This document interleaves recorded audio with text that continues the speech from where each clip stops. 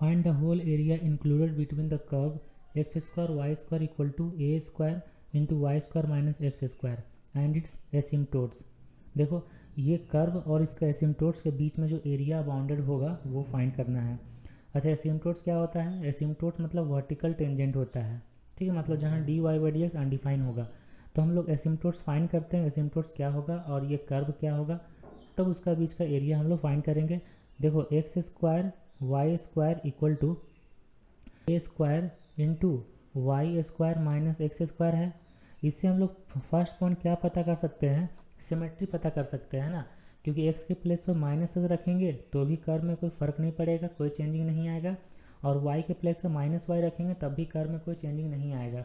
मतलब curve is, लिख सकते हैं ना, curve is symmetry about both the axis, symmetry about both the axis, ठीक है, दोनों एक्सिस के अबाउट सिमेट्री। पहला पॉइंट ये हो गया। दूसरा पॉइंट है हम लोग अब इसका ये फाइंड एसिम्टोट्स फाइंड करेंगे। एसिम्टोट्स फाइंड करने के लिए कर्व को डिफ्रेंशिएट करेंगे। पहले कर्व को सिंप्लीफाई कर लेते हैं, तो x square Y square equal to A square Y square minus a square x square, इतना होगा।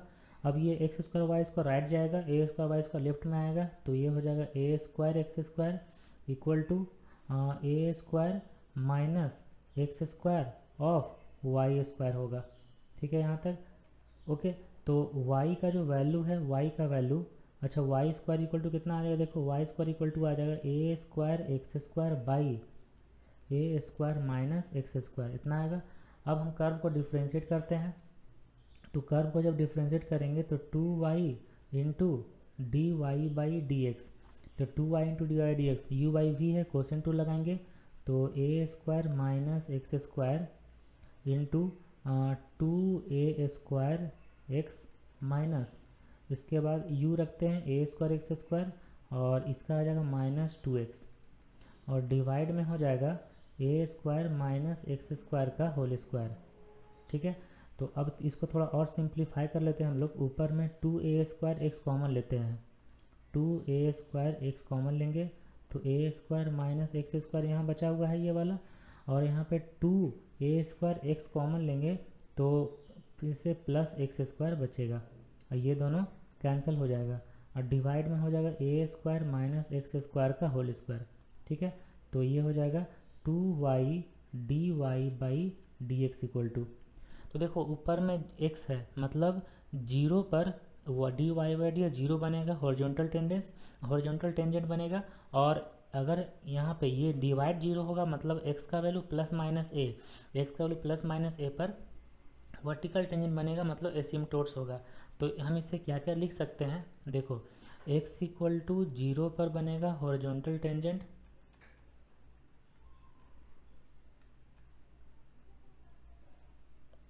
And x equal to plus minus a पर बनेगा वर्टिकल टेंजेंट, या फिर इसको बोल सकते हैं एसिम्टोट्स,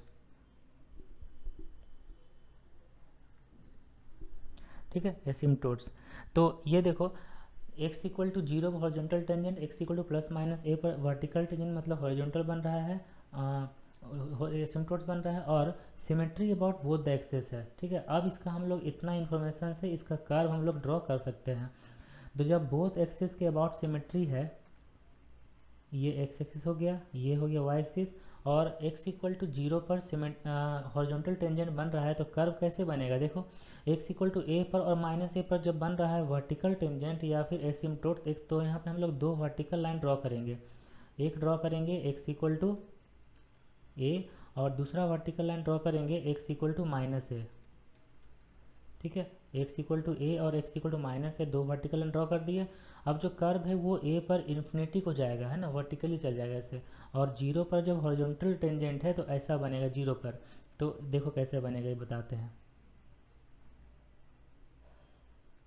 तो इसका जो कर्व होगा वो इस टाइप से कर्व हो जाएगा, ठीक है, a पर और माइनस ए पर वर्टिकल टेंजेंट होगा और जीरो पर हॉरिजॉन्टल टेंजेंट होगा, और बोथ एक्सिस के बाद सिमेट्री है, तो जैसा ये कर्व ऊपर है वैसा ही नीचे बनेगा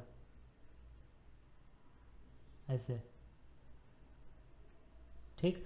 तो ये कर्व और इसका एसिम्पटोट्स माइनस है और ए, इसके बीच में जो एरिया बन रहा है वो एरिया फाइंड करना है।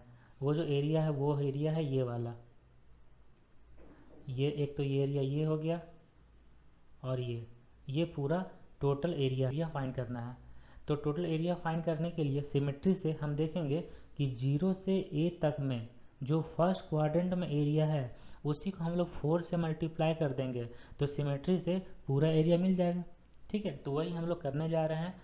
पूरा एरिया हम लोग को फाइंड करना है, तो लिखते हैं रिक्वायर्ड एरिया।